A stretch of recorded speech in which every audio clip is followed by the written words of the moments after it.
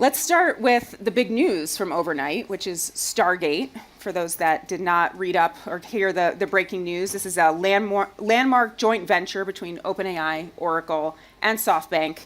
$100 billion to start to invest in U.S. infrastructure to build AI. $500 billion over time.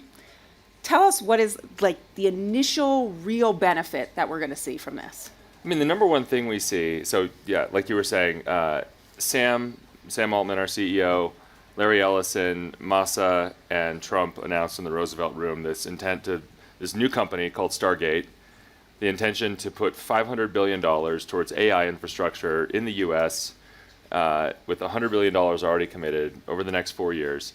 At the end of it, it comes down to the fact that everything that we see is that more compute leads to better models.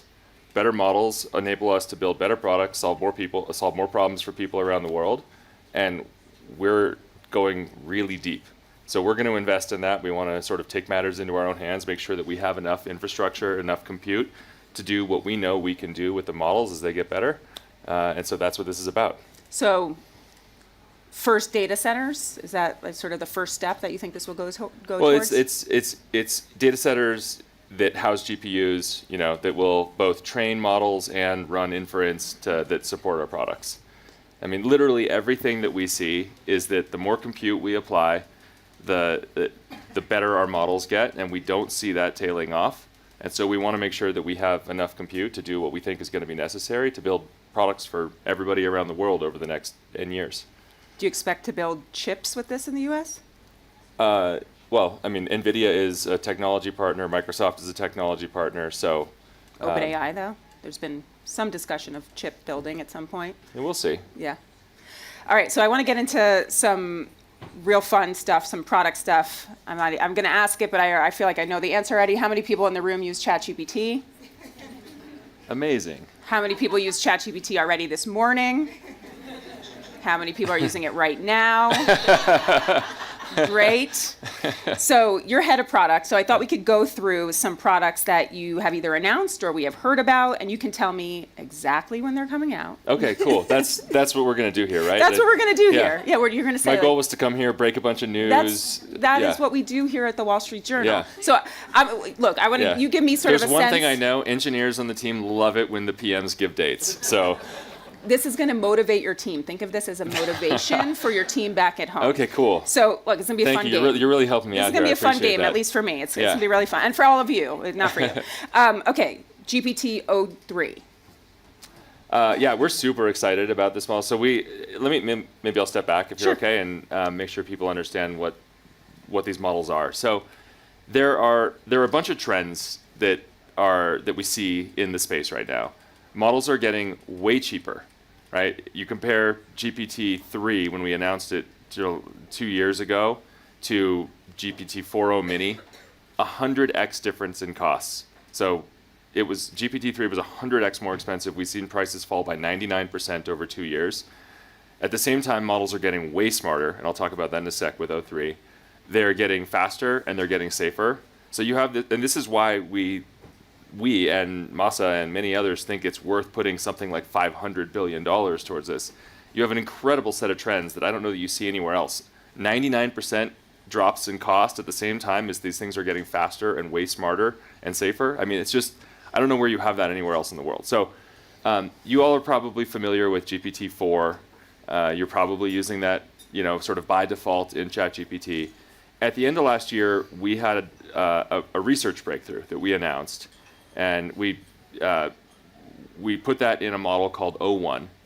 So it's actually a totally different naming scheme. And in part, that's because the model can do something that GPT-4 can't do. It can reason. And so, GPT-4 is amazing. It knows a lot of stuff. You can ask it a question, you get a quick answer. It's kind of like System 1 thinking. The O series of models, O1 and its successors, actually reason. So, think if I ask you a hard question, if I ask you to do a crossword puzzle, you don't just start giving out the answers, right? You're going to look at it and you're like, okay, that first one, I think I have a few ideas for what that could be, but I don't exactly know. Okay, now I know that there's an A in the third letter. Well, then it must be this. You're like building hypotheses, testing those hypotheses. Sometimes you refute them. Sometimes you can, confirm them. and then you build on top of that, and off you go. And that's how you solve any hard problem. It's also how you solve, like, booking a flight. It's how scientific research gets done. And so these models for the first time can do that. And they also, at the same time, it's not just their ability to reason, they also are much smarter than GPT-4. By any reasoning benchmark, they're just off the charts. And so we announced that, and then O3 is sort of the next version. We're skipping a number because of our friends at Telefonica who have a network called O2. See, I was thinking about that. I was like, oh, it's probably just such a massive leap. You know? Yeah. That's what we should say. That's what you should say. That's what but we should now say. we're really gotten to See, the you're bottom helping of me out it. again. I'm here for you. So anyways, O3. So the other thing that's really interesting that's happening is, and that also gives us this optimism, is it took us, I think, 18 months to go from GPT-3 to GPT-4. And, that's relatively fast. You probably don't remember how, like, if we went back to GPT-3 today, after you're used to GPT-4, you'd be like, ugh. I mean, at the time, it was mind-blowing, and, like, we whooshed past the Turing test, and everyone was, I remember I was like, I can't believe I live in this world where these things exist. But now you'd go back to GPT-3, and it would be like, ugh, I'm not going to use that. So that took 18 months. We have gone from O1 to O3 in about 3 months. So the iteration cycle is compressing. And we're already training the model that comes after O3. It looks like we're going to see another big jump in capabilities. So the reason we're super excited about this is the models are getting really smart really quickly. I'll say one last thing. And then you're going to tell me when And then, of course, I'll give you the hour that we're going to launch. Okay, great. So when we launched the preview of O1, one of the ways that we benchmark these models, especially in coding, is by having them effectively enter competitive coding contests. And it's a good benchmark because you can kind of do these things asynchronously, so you can enter them as if they were a human and they get scored in the same way that any human would. And the first version of these models was like the millionth best coder or something like that, which, it's not bad. You're still top 2 or 3% in the world. But the second version, when we actually announced, or when we launched the sort of full first version of this new model, O1, it was like the 1,000th best engineer in the world, a software engineer at these competitive coding problems. O3 will be the 175th best engineer in the world. And that's, again, we're talking like 3, 4, 5 months between these things. You've gone from a millionth to 175th. And, so you can imagine where it goes in the future as we continue to see meaningful steps up. So that's why we're so excited about these models. Generally, we launch 2 versions of these things. There's sort of a mini version that retains a lot of its core competencies around things like math and software engineering, but doesn't keep all of its world knowledge. But it's very fast and very cheap to inference as well. And then we have the sort of full model that is, that kind of brings it all together. So we'll launch the O3 mini version very soon, and we'll follow up with O3. I would expect, we said sort of February, March if everything goes right. So that's what we're shooting for. All right. That was a long answer, but I think the context is helpful. And we're going to get into a lot of what you just talked about, which is really helpful, and I think actually even sets the stage for the next product I'm going to ask you about, which is agents. Amazing. When? I think 2025 is the year that agents become real, and that we go from, today if you use ChatGPT, you're using it mostly to answer questions, right? You ask it something, gives you an answer. You ask it something, gives you an answer. In 2025, ChatGPT is going to start doing things for you in the real world. As I think about my own day and the way that I spend my time, or even like the way that I spend my time in a browser, say, like just start with the digital world. Maybe half of the things that I'm doing in a browser, like are actually things that I'm interested in. I'm reading a Wall Street Journal article, of course, by Joanna. You're half interested in that? No, I said I am. Half the time I'm interested. Yeah. That was an example of something I was interested in. Yes. So, I'm reading something, I'm watching a YouTube video or whatever. Like, I'm actually interested in what I'm doing in the browser. The other half, I'm like filling out my kids' soccer forms or something, and it takes 30 minutes out of my day, and I really wish I had that 30 minutes back. Why can't AI do that for me? So these are the kinds of things that ChatGPT is going to be able to do for you. We've been working not just on the reasoning stuff that was just talking about, but also on what we call multimodality, making ChatGPT not just understand text when you type, but to be able to interact in all the ways that we interact as humans. So it can speak to you, you can speak to it, and it can understand you in, by the way, in like 50 to 100 languages. It can also see, so you can point your phone and it can understand what's going on. It can look at your screen in a browser and understand what's happening in your browser the same way that you and I do. It's not parsing HTML. It's actually just looking at the visual elements on the screen and understanding what they mean. That's a search box. If I click on this, this is what's going to happen, etc. And so, like, once you have those primitives, you can start to build these things, and it's just like we're solving problems for people. We're giving you back time that otherwise would have gone to stuff that like isn't super fulfilling, and so you get to spend more time doing stuff that matters. So just like to back up, I'm imagining a tool, and I'm going to imagine it, and you tell me if this is what you're building. It sees what's on my computer screen. I tell it, go fill out my kid's lunch form. Yeah. Maybe have to be a little bit more precise. I hit enter, and it can go do that. And can it submit? The idea is that this is taking that action and then even going further to really take the action. Yeah, and I'll do you one better on the launch dates. We've already launched some of this stuff. We have a desktop app on Mac and Windows. You can download it. So rather than being in a browser tab, you can use this desktop app, and being in a desktop app, you can do a little bit more. You can like see the ChatGPT, with your permission, of course, can see the whole screen, can see the apps that you're using and what you're doing with them. And we ask, you have to give your explicit permission before it can look at any particular window, but it can already do things like look at, if you're writing code or you're in a terminal, maybe you got some compiler error and you're like, I don't know what this is. You can just say, look at this app, and what do I do? How do I fix it? And it can read what's on the screen and can say, oh, well, you sort of save yourself a copy and a paste back and forth. And in the near future, you can imagine it's just going to say, oh yeah, here, let me just fix that for you. Right? So we're already doing that in the desktop app, and then it's now about bringing this more broadly. But I mean, this year. Yeah. Oh, absolutely. Yeah. Absolutely. You'll start to see this stuff in Q1 and a steady drumbeat.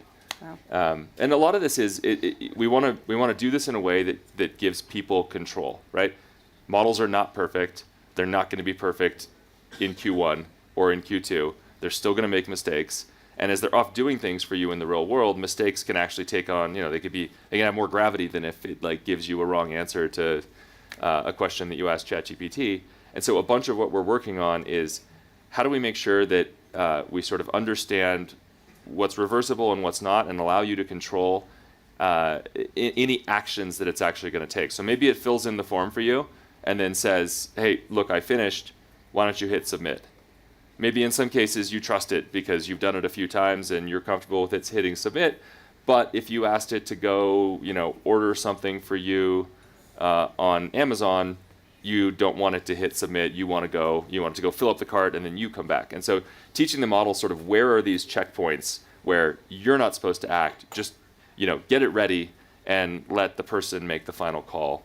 And that's going to be a sort of a barrier that I imagine, or that boundary will probably shift over time as the models get better and as we learn more about them, and people come to trust them. But we want to give people control. It's really sort of a work towards trust. It's like a version of AI trust falls. AI trust falls. That's great. I'm going to ask one more product or two more products, and Okay. then we're going to get into some other things. How am I doing at giving you exact dates? What do you guys think?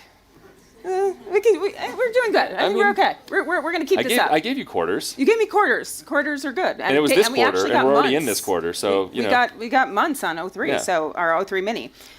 You guys had promised an opt-out of training tool for creators. What about that? That one we are still working on, and we'll have more to say when we have more to say. Q2? We'll see. Q1? We'll see. Okay. Humanoid robots?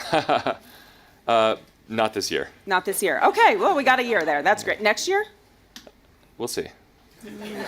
I think that's honestly that will be the next big thing, whether it's us or anybody else. I think first AI, the most natural place for AI to really have major impact for all of us and how we use our time is in the digital realm, because these things are sort of digitally native, and it's the most natural place. But you start developing things like multimodality, the ability to speak, the ability to see, and start to understand the real world, and robotics is clearly the next thing. And so I think, again, whether it's us or somebody else, it's probably a couple years behind the current sort of revolution that we're going through, and I think this really will be a huge year for AI and for how it affects and improves all of our lives. My guess is robotics is another 2 or 3 years beyond that, but you guys I don't are think it's working on long. it too, right? You just restarted part of the research lab around robotics. Yeah, we're starting to think about it. So, thinking a small team sort of dabbling to try and understand, is this really something is this an area where we can make a big impact? We have first party products, right? We have ChatGPT, et cetera. We also offer a developer product, and we've got, 300 plus million users using ChatGPT every week. We've also got 3 million developers on the API building all sorts of things. And no matter how much we try and do ourselves with our own first-party products, we're only ever going to do the smallest fraction of everything that AI can impact in the world, which is why we care so much about having a great developer program. So again, whether we go there or not, we want to make sure that all the other companies that are doing amazing things in robotics also have access to our models. I want to ask about partnerships. OpenAI has sort of been, if you will, the Switzerland of AI partnerships, right? You've got Apple, you've got Microsoft, a number of different tech companies where you guys have partnered. But it feels like some of that neutrality could only last so long. How are you thinking about, in your role as a product and launching products, how you work with these partners? And specifically, are you continuing down the road with working with Apple? I mean, Microsoft obviously also involved in the new Stargate project. How are you thinking about these? Yeah, from a product perspective, I want ChatGPT to be wherever you are, and I want it to be a tap away at all times. So if you have to go on your phone and go find the app and get fine, that's how most apps work. You'll do it. But if we can make it a tap away, because you can long press on a button on the side of your iPhone and have instant access to ChatGPT, even better, right? You'll use it more. It'll be quicker. I mean, you lower the threshold for what is worth asking ChatGPT, and it can help you more. And so that's a big part of our deal with Apple, which we're super excited about. Apple Intelligence is very early and still not even fully rolled out, I think, in most countries. But the idea that you can just long press and have instant access to ChatGPT on every iPhone in the world, that's awesome. It's also why during the 12 days we launched 1-800-CHAT-GPT. I know a lot of you raised your hands that you use ChatGPT. How many people have used 1-800-CHAT-GPT? Heard of it? A little bit? Yeah, see, much less. So the idea there was, again, how can we make this just easier for everybody to access? So we own the number 1-800-CHAT-GPT. I think it's 1-800-242-8478. You can go put it in your contacts and then WhatsApp with it. And you can ask it whatever you want, just like you were inside ChatGPT. It can't give you as rich of responses because you're inside WhatsApp, but it can still do some pretty cool things. And suddenly anybody who has WhatsApp, 3 billion plus people all over the world, and every country where they can serve it, can access ChatGPT completely for free. So that's a big part of our mission. It's not just about developing AGI. It's about bringing it to people in a way that benefits their lives. We do that through our API. That's why we're so proud to have 3 million developers building awesome stuff with our APIs. But we also want to bring it to people in our first-party products, and building it inside of an app for free that you probably are all using 100 times a day is one more way, like with Apple, that we're doing this.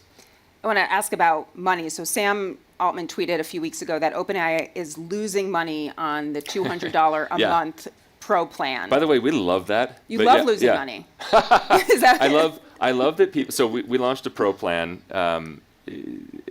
towards the end of last year, the thing that we were seeing was we offer ChatGPT for free, right? You don't even need to log in. You can just come to the website. You have no account with us and just start using it. If you do log in, your rate limits get a little bit higher, but you can use it for free. And then you can also get a plus plan. You can pay us $20 a month. You get access to more features. You get access to some of our better models, etc. What we were seeing was that people were still running into limits. They want to use far more than $20 worth of AI and compute in a month, because it was that valuable to them.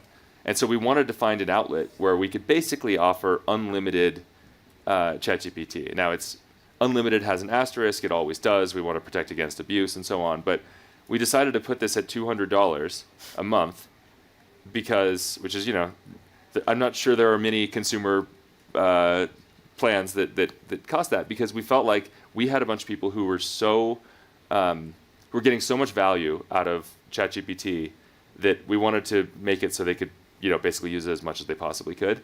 And that's why I'm excited that there are people that are using this so much that they're actually using more than $200 worth of compute every month. And look, we're early in this thing. We're not stupid. We couldn't run a business forever like that.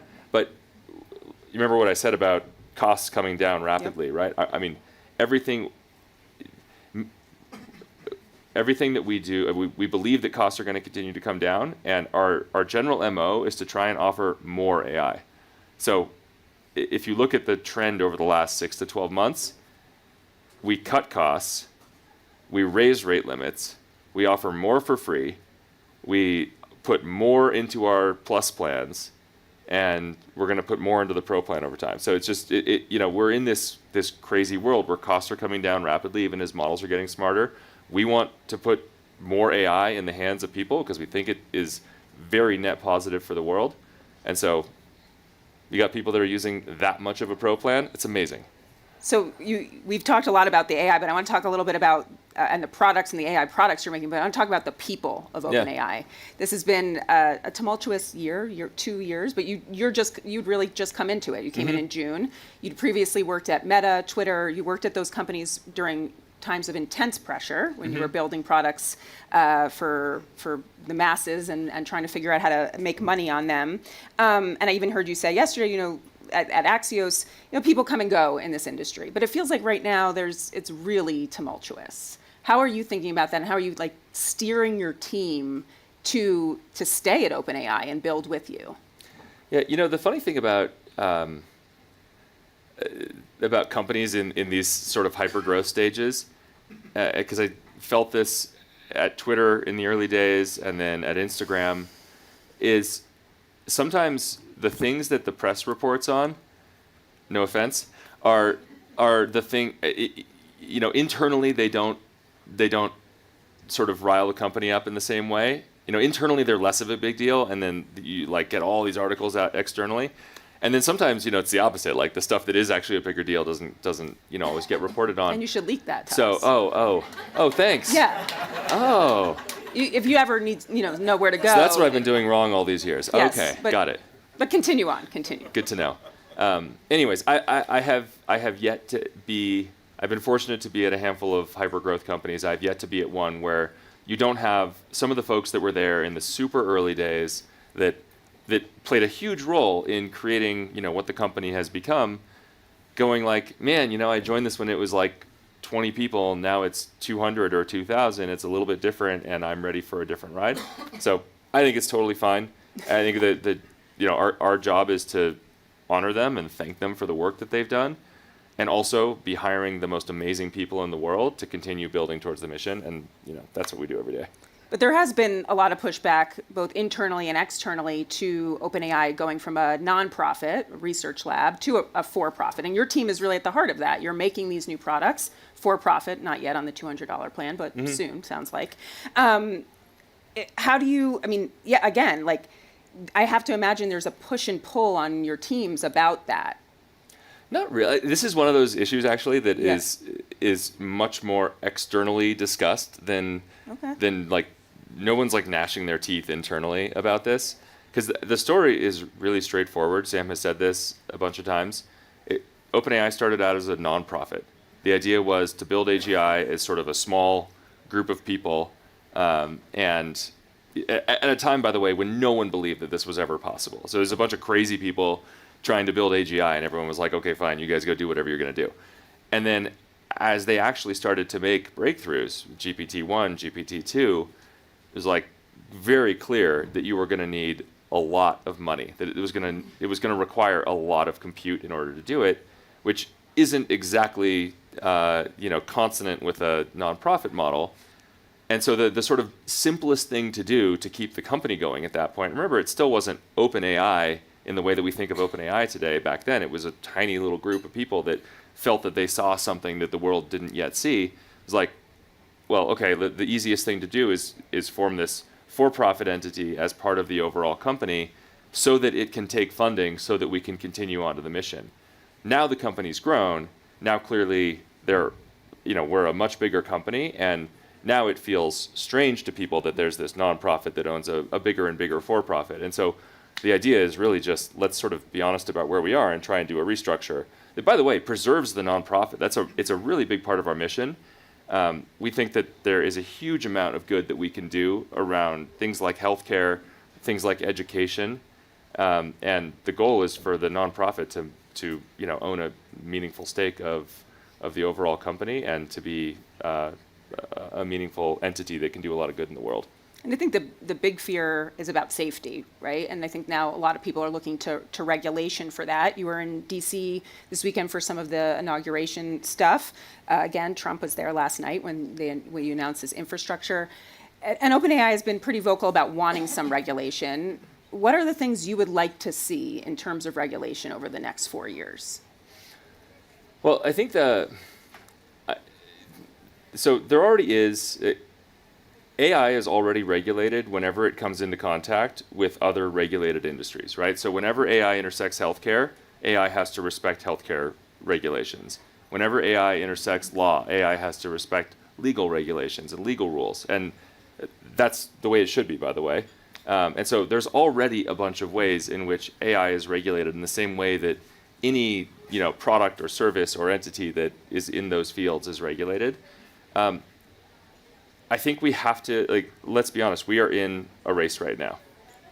The US and the West broadly need to win this AI race. I do not want to see China win an AI race. I think the world is in a very different place if a country that doesn't share most of our values, that doesn't share democratic values, ends up getting to AI first. So I think we have to look at how we can spur innovation first and foremost, but we're not against regulation. To me, the thing that we should, and I say we as an industry should avoid, is the world where you end up with a patchwork of 50 different regulatory requirements from 50 different states that basically hamstrings every company, not just us, every company in the space from trying to do anything. Because at that point, we will lose, and that is a far worse outcome. You mentioned those industries. I mean, we have an FDA, we have an FAA. Should we have a FAI, or someone else can come up with the acronym? Yeah, I don't know is the answer. We have been consistent in saying that we're open to there being regulation. I think we just need regulation that Sure. doesn't try and or that doesn't accidentally sort of strangle a new industry when it's still in the early phases. Okay. So yesterday I interviewed Dario from Anthropic, who's in the same seat as you, and he basically said he's thinking 2027 at a point where AI will be better at everything or most things than a human. Is that OpenAI stance? Is that what you're seeing in the labs? And second part of that question, what are you excited about that? And what should we all just, sort of be fearful and go head to the Davos bunker for? Yeah, it's hard to put a date on it, right? This is research, and that's one thing that is different about working at a place like OpenAI or Anthropic, that relative to every other place I've worked, is we literally have hundreds of people at the company doing research to try and uncover things that humans have never known before. It's literally research, academic style in many ways. And so it's hard to put a timeline on things. At the same time, I mean, I was talking earlier about going from the millionth best coder to the 1,000th best coder to the 175th best coder in 3 to 4 months. Like, we are on a very steep trajectory here. I don't even know if it'll be 2027. I think it could be earlier.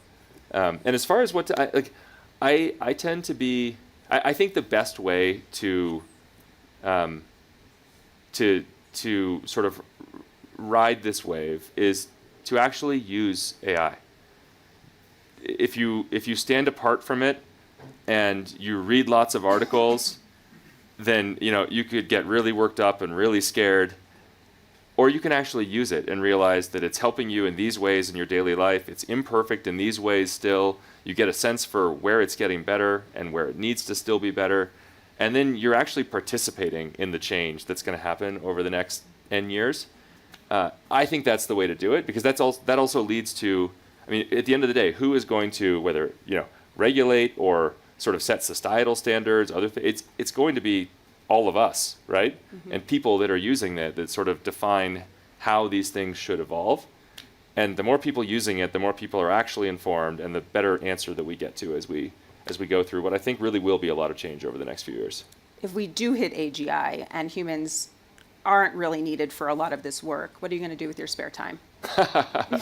I hear you run. I do. I run. I bike. I have 3 crazy kids that are insane at all times. I don't know. I think people have a very innate drive to do something bigger than themselves. I think people need a mission in life, and I don't think that will change pre-AI, post-AI, whatever. So I'm personally not the kind of person who thinks about we're all going to get UBI and just sit back and read books all the time or something. I think people need something bigger that they strive for. And look, all of these changes, you look at any big change that society has gone through over the years, many of them because of technological improvements, there are always lots of people professing doom, prophesying doom ahead of it. Automobiles, radios, TVs, electricity, the printing, people are very adaptable. I don't think any of us would want to go back to the days before any of those inventions. I think we're going to feel the same thing about AI. It's going to change the world. It already is. But I think it will change it for the positive. And I don't think that when we're on the other side of it, we're going to go, I really want to go back to when I had to spend an hour filling out soccer forms for my kids. So I'm very excited about what's to come. All right, I'm going to ask one last question, which is about humans and the humans you've worked with. You've worked for some pretty distinctive leaders. You've worked for Jack Dorsey at Twitter, Mark Zuckerberg at Meta, and now Sam Altman. I was going to ask you to rank them, but I think that was fair. Who runs the best meeting? Who runs the best meeting? Oh, man. Seems like a very human thing, so I thought, we love meetings, humans. Yeah. So Mark is more structured than Sam is, and more structured than Jack is. Mark will always come in with a hypothesis, which he's always thought deeply about whatever it is. Mark's super ambitious, but always has sort of a path from here to there charted in his mind. And one of the things I loved working with him is he's also always open to feedback. You can say, I think you're wrong, and here's why. But you better be ready for the debate that's coming on the other end of it, because he has a reason why he thinks what he does. And you can convince him that you're right and he's wrong, but it takes you having a really well-developed opinion yourself. Sam is more of a visionary. Sam, I think, is the best person that I've ever seen at, humans in general are bad at exponentials. We're not good at actually extrapolating out the amount of change that comes from being on an exponential curve. Sam is the best person I've ever seen at actually doing that and saying, okay, if this is really exponential, then in 3 years, it's not going to be this linear trend that is kind of what we as humans always do. It's actually going to be here. And that's why we're going to, build a company that spends $500 billion building AI infrastructure. It's because Sam is better at writing exponentials than the rest of us and sees these kinds of outcomes and is actually doing what we need to do to be ready for it.